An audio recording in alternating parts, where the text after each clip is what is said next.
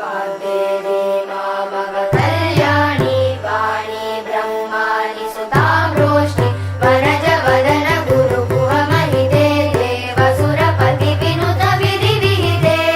वर्णमयी विलसित पदकमले